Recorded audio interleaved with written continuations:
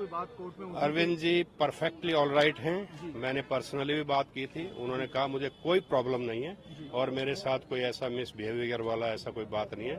उनको परफेक्टली रखा जा रहा है और टाइमली खाना दिया जा रहा है, क्योंकि ये शुगर के मरीज हैं और उनको प्रॉपरली ट्रीटमेंट मिल रहा है, ऐसी कोई बात नहीं। तो सर कोई दवाई वगैरह साथ ले जाने? दवाई आज हमने अलाउ करा दी है और होम कुक्ड फूड का भी ऑर्डर करवाया है।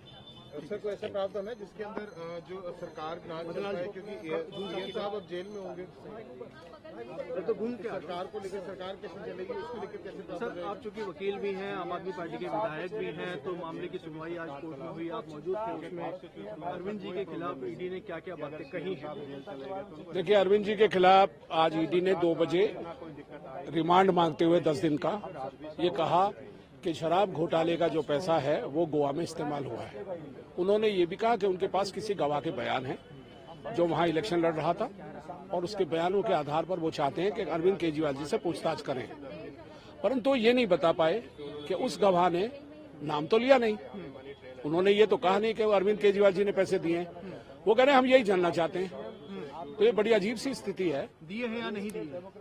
हाँ, तो अरविंद जी का तो नाम ले ही नहीं रहे वो। तो अरविंद जी का अगर नाम नहीं ले रहे और अरविंद जी ने दिए नहीं है तो मनी ट्रेल क्या अरविंद जी से जबरदस्ती थोड़ी कहलवा देंगे? तो ये केस मनगढ़ंत बातों पर आधारित है।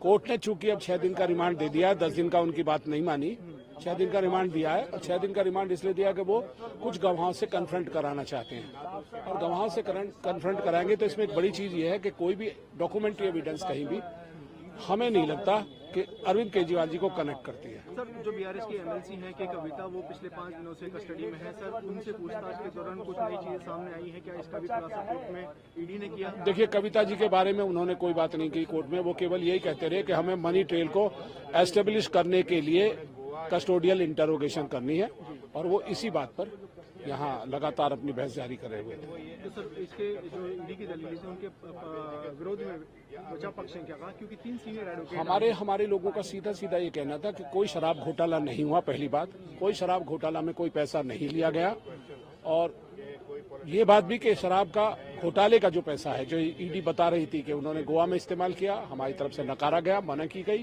क्योंकि ऐसा कुछ हुआ ही नहीं। इसके लिए कोई डॉक्यूमेंट्री एविडेंस इनके पास नहीं है और ये लगभग पिछले 2 साल से इस केस में लगे हुए हैं। आज दिन तक कोई भी पैसा रिकवर नहीं हुआ है। सबसे बड़ी बात तो यह है कि जो गवाह कहता है अगर कोई कि हमने पैसे दिए थे, तो वो पहले ये तो बताए कि उसके पास पैसे थे कहाँ से। सर आपकी बात को यहाँ बीच में काटते हुए मैं एक सवाल पूछना चाहूंगा। हाईकोर्ट ने कल कुछ साक्ष्य देखे, फाइल देखी, उसके बाद प्रोटेक्शन नहीं दिया, तो ऐसे कौन से साक्ष्य हैं जो ईडी ने पेश कर दिए? देखिए, मैं आपको बता दूं, हाई कोर्ट का कहना ये था कि आपको लोअर कोर्ट में जहां कोर्ट कंसर्न है वहां जाके अप्लाई करना चाहिए और इसीलिए ये हम यहाँ हैं और आज इसीलिए इस पर बहस हुई थी। सारा का सारा जितना भी केस है इनका सारा का सारा गवाहों के बयानों पर आधारित है। तो दूध का दूध होगा। हमें न्यायपालिका पर पूरा भरोसा है और हम उम्मीद करते हैं कि न्यायपालिका न्याय करेगी। सर जो रिमांड मिला है आज ईडी को, जो कस्टडी मिली है, क्या आप लोग कल उसको चैलेंज करेंगे हायर कोर्ट में? ये ऑर्डर देखने के बाद पार्टी हमारे वकील डिसाइड करेंगे कि उन्हें क्या करना है, क्योंकि ऑर्डर अभी अपलोड नहीं हुआ है। अभी केवल ये बताया गया है कि ऑर्डर अपलोड होगा और 6 दिन का रिमांड दिया गया है।